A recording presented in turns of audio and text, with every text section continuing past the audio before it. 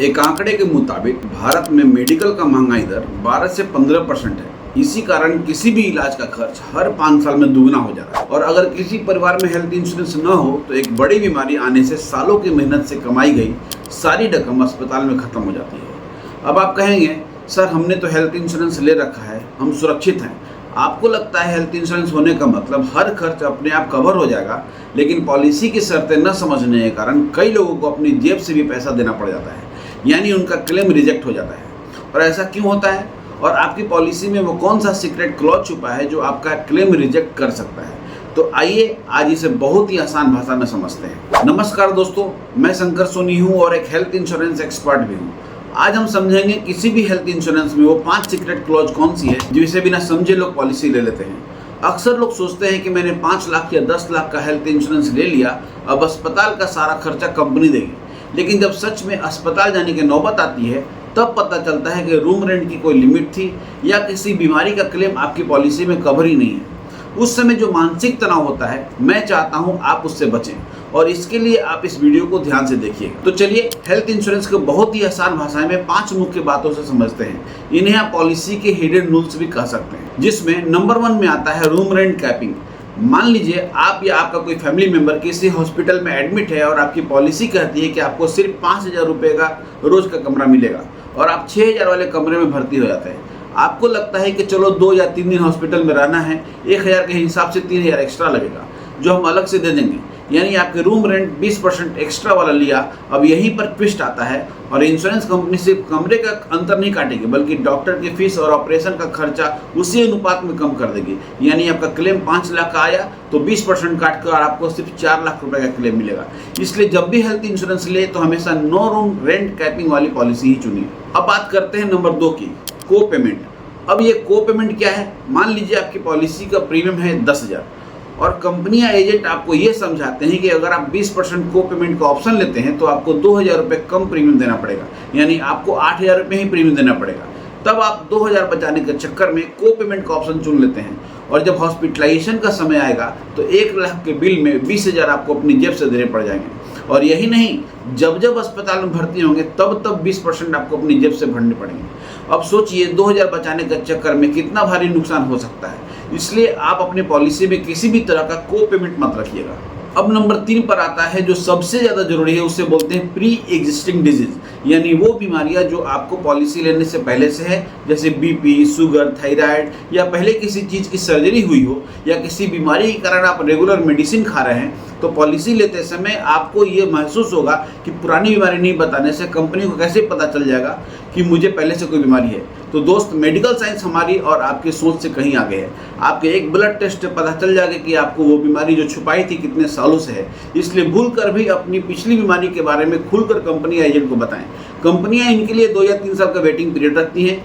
इसके बाद आपकी पिछली बीमारियों पर भी कवर स्टार्ट हो जाता है। अभी कुछ ऐसी पॉलिसी भी मार्केट में है जो कुछ एक्स्ट्रा प्रीमियम लेकर, जिसमें प्रीवियस एग्जिस्टिंग डिजीज 35 दिन के बाद ही कवर हो जाएगा। अगर आप चाहते हैं कि आपके लिए मैं ऐसी पॉलिसी को फाइंड आउट करूं तो कमेंट में ED लिख कर अपना मोबाइल नंबर डाल दीजिएगा, मैं कोशिश करूंगा आपको मैं बता पाऊँ। अब बात करते हैं चौथे क्लॉज की, वो है ऑटोमेटिक रिस्टोरेशन बेनिफिट। देखिए, मान लीजिए आपकी एक 10 लाख की हेल्थ इंश्योरेंस पॉलिसी है और उससे आप अपनी पत्नी और आपके बच्चे इसमें शामिल हैं।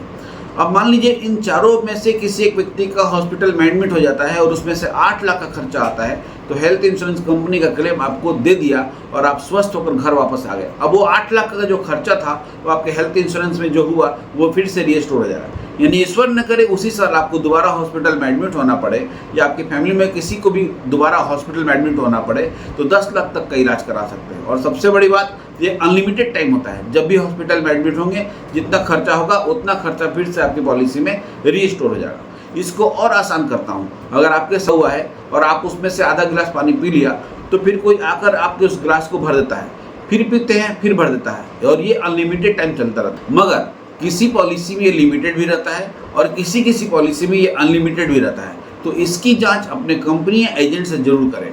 और हाँ, एक बात और, किसी पॉलिसी में सेम पर्सन सेम डिजीज यानी वही व्यक्ति सेम इलाज के लिए दोबारा एडमिट नहीं हो सकता, या सेम पर्सन अदर डिजीज यानी वही व्यक्ति दूसरे डिजीज के लिए एडमिट होगा तो क्लेम मिलेगा या नहीं, या अदर पर्सन अदर डिजीज के लिए यानी परिवार का कोई दूसरा सदस्य किसी दूसरी बीमारी के लिए एडमिट होगा तो क्लेम मिलेगा या नहीं, ये एक्सीडेंटल केस में काम करेगा या नहीं, ये अपने एजेंट या कंपनी से जरूर पूछें।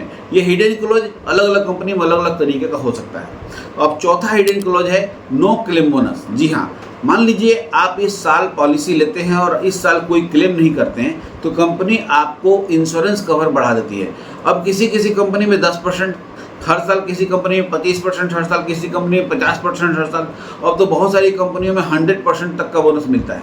तो अगर आपको इन कंपनियों के बारे में जानना है तो नो क्लेम बोनस लिखकर कमेंट करें, हम इस तरह की कंपनी को फाइंड आउट करके आपको बताएंगे। अब पांचवा यानी लास्ट, मेरे एक जानने वाले हैं अनूप जी, उन्होंने बहुत साल पहले एक बेसिक हेल्थ इंश्योरेंस लिया था।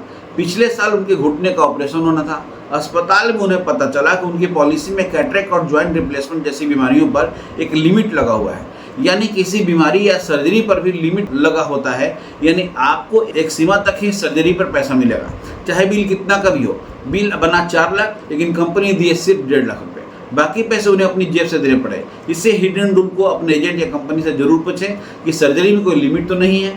तो आज की मुख्य सीख क्या है?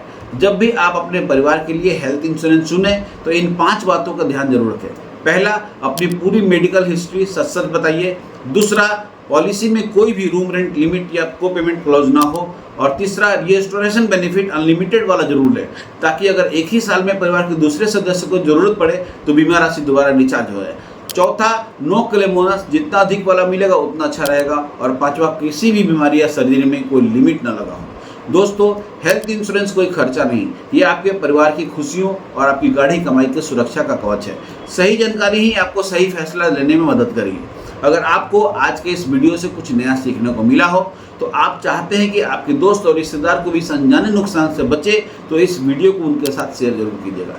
चैनल को लाइक करना और सब्सक्राइब करना न भूलें, ताकि ऐसी ही निष्पक्ष जानकारी आपको मिलती रहे। धन्यवाद।